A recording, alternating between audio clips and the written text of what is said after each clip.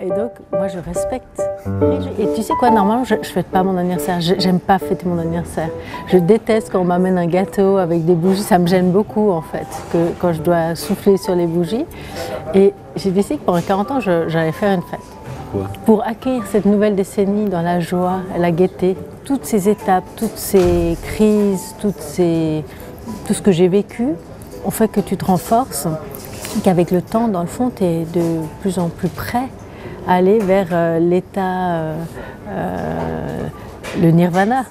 La vie n'est jamais linéaire, donc il y a des moments où tout d'un coup tu t'éloignes de ceux que tu aimes.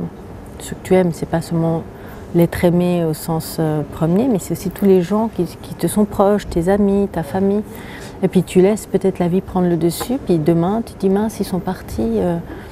J'en ai pas profité. C'est pas ça, c'est-à-dire que l'amour, ça s'entretient. C'est pas quelque chose qui tombe du ciel, on dit oh bah l'amour c'est donné et puis il n'y a rien d'autre à faire. Chaque jour tu entretiens cet amour en donnant, en recevant. C'est un circuit qui doit circuler. C'est un échange, tu vois. Et souvent on a tendance à oublier, on pensait que tout nous est dû, mais pas que pour l'amour, pour tout. On a souvent l'impression que tout nous est dû. Et que si on est victime d'une telle ou telle situation, c'est injuste, c'est l'injustice. Mais dans le fond, je pense qu'on est tous maîtres et maîtresses de notre destin. Et que si tu es bien dans une relation, bah, c'est parce que tu l'as voulu. Si tu es bien dans une relation de travail, c'est que tu as voulu. Puis si tu es dans la merde au travail, c'est parce que tu l'as aussi voulu. Tu l'as initié, tu en es responsable. Il faut d'abord se regarder soi, faire beaucoup d'introspection avant d'aller projeter sur l'autre la faute, en fait. Tu vois, il y a des personnes qui peuvent se dire c'est Léla, elle a tout, qu'est-ce qui peut y avoir comme crise et qu'est-ce qui peut y avoir comme difficulté? Oui, mais tu vois, alors ça, on met un point où j'atterris exactement.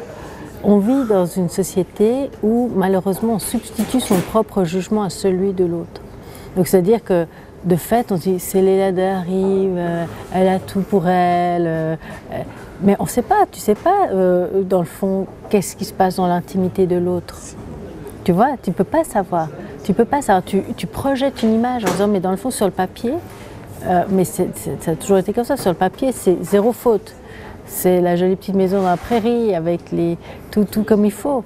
Mais tu ne sais pas que quelqu'un peut passer par divers chemins intérieurs, bien sûr que y a des gens qui vivent des situations bien plus difficiles, bien plus extrêmes.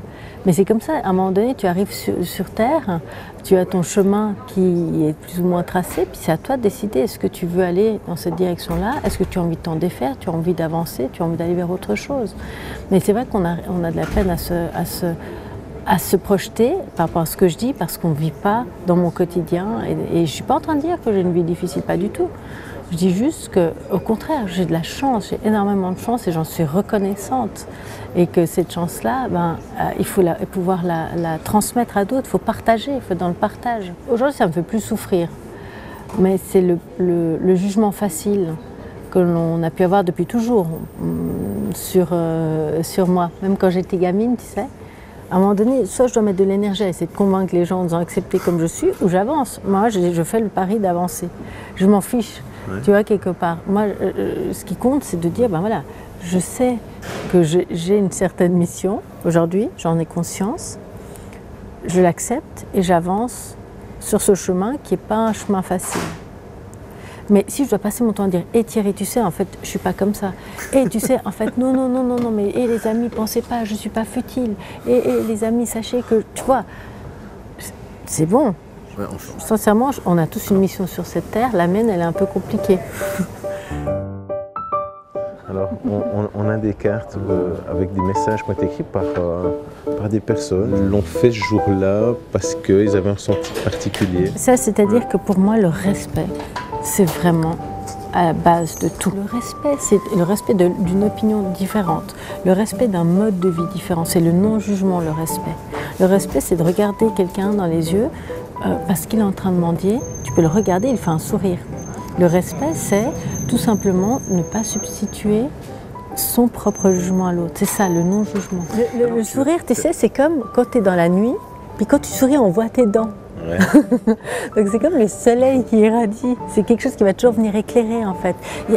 Ça coûte rien de faire un sourire à quelqu'un en lui disant bonjour, merci. Tu as vu comme ça te change? Quand tu prends par exemple, je sais pas moi, le bus et puis que tu as quelqu'un qui te sourit, qui dit bonjour, ça, tout d'un coup tu te sens, oh, ça te remplit. Avec un sourire, c'est vraiment ça, c'est la lueur dans la nuit. Et si le sourire était une attitude, ce serait quoi? Ce serait un high five.